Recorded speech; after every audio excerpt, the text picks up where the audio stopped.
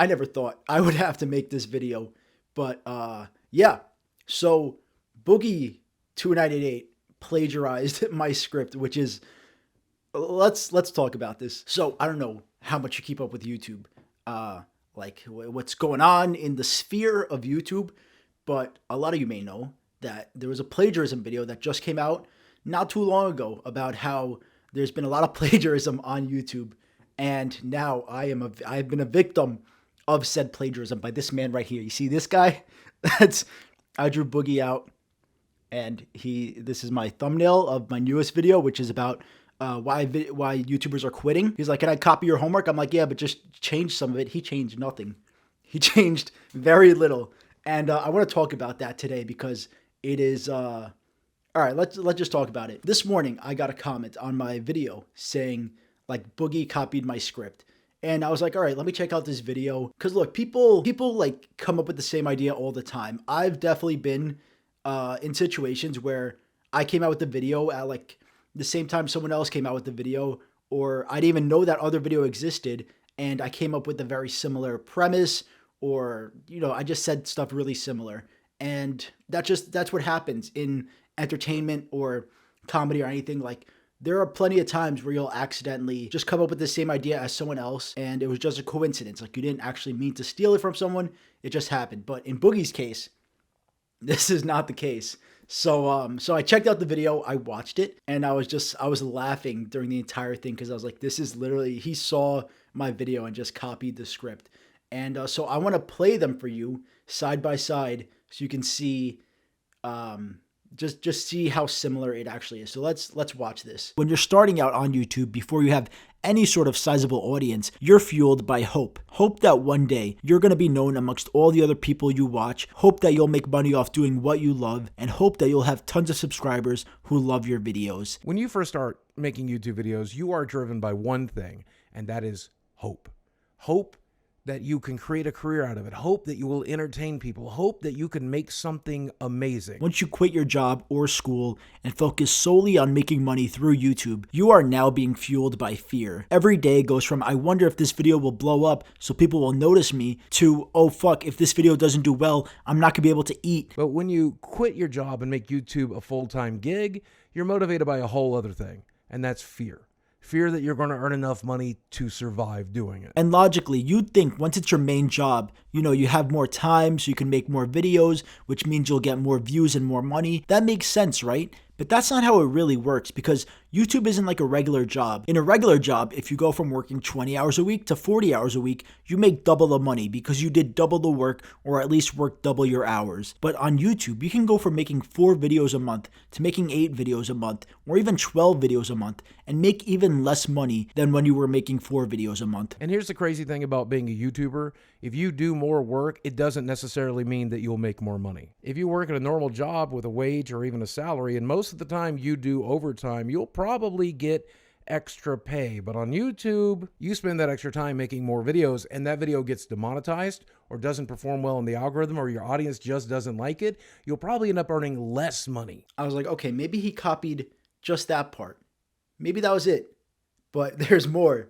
There's still more. Then he copied my bit about me talking about Meat Canyon. For Meat Canyon, for example, instead of having a big team that's putting a shit ton of time, energy, and money into each animation, he can instead make commentary videos that take less time, have less money put into them, and actually get way more of a reward out of it because it's most likely not going to get demonetized. He can put a sponsor in the video without it ruining the story. That's why you see in the case of Papa Meat, he's gone from making these really intense, incredible animations to doing commentary videos instead. And the reason's pretty obvious. With the amount of time and effort it took to make one of his animations, he can make like 1 million commentary videos, complete with sponsors, by the way. So you absolutely know that low effort content is going to make him more money. And last, we got to finish it out with me talking about Joel Haber, which he changed up one word.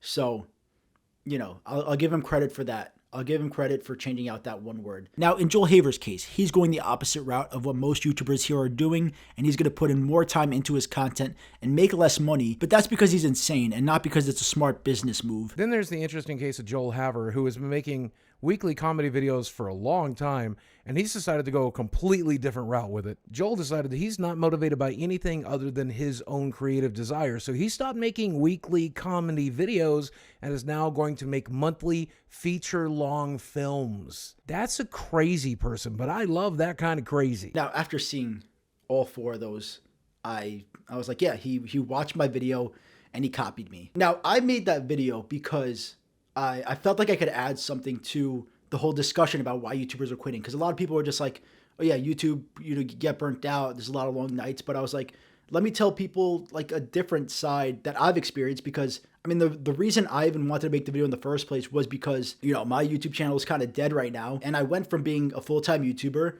for almost 2 years to then now doing YouTube like part-time basically and having other sources of income that I use to support myself. So with that mindset, I was like, let me make a video where I explain that to the audience, because a lot of people in the audience don't know that. And also a lot of people who I'm friends with that are trying to become YouTubers don't know that. And then when I tell them that, kind of like crushes their dreams a little bit, because they're like, you have almost 400,000 subscribers and you're still like not making a consistent income. I'm like, yeah, that's just, I know people with like over 1 million, over 2 million subscribers that are still like struggling hard to just make YouTube work.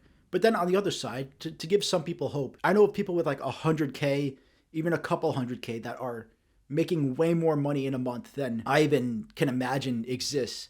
And a lot of those people are commentary YouTubers. So don't get into sketch comedy. Don't get into animation. Get into commentary if you want to make money. So that's my tip. Yeah, because I know people with like a few 100K subscribers, the amount of money they're paying for rent, I didn't even think was possible. I didn't even think that was a number that you were legally allowed to pay. It is so high. And I'm like, how? It's commentary. So do commentary if you want money. Anyway, so I made that video so I could give my viewpoint. And Boogie made his video to get views, obviously. And that's fine. I've done stuff just for views. You think I was happy? You think I made my Friday Night Funkin' video because I didn't want views, because I was passionate about Friday Night Funkin'? I mean, the game is kind of fun, but I did it for views.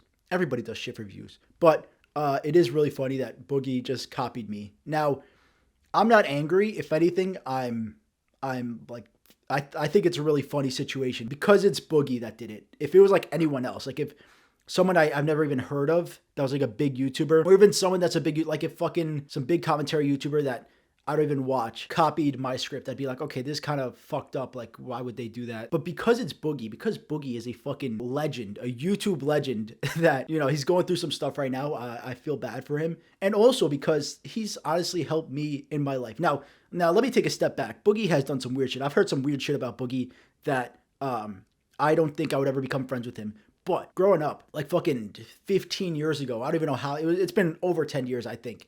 I used to watch Boogie, so I loved Boogie's shit. And also, when I was in a bad place mentally in my life, I remember listening to his PKA episode when that came out. Like, it's got to be like over 12 years by now. But I remember listening to that episode where he talks about how he wanted to take his own life. It was a really like sad, deep thing. And I remember listening to that, and that helped me a lot to feel better about myself, that things would get better. So Boogie has helped me in my life through his content. And if I can give him a script just this one time to help him get some views, I am flattered and I am honored to do that. But no more, please don't take any more, man.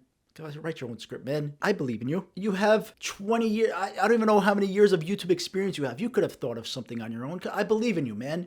You could have done it. You could have thought of something else or just changed it a little more. I feel like you could have had a really unique perspective on the situation about people quitting instead of just copying. I did YouTube full time for like 1.5 years. You've done it for I don't even know how long. And the amount of money I made on YouTube total in like my 4 or 5 years monetized is probably like how much you made in a few months at one point in time. So it would have been cool to hear a unique perspective, but you know, that's what the situation is. Anyway, yeah, that's all I wanted to talk to you guys about today. I wanted to bring that to people's attention. Now, the reason I'm making this video is to get views, all right? That's why I'm making this video. So now we're kind of 1 for 1, all right?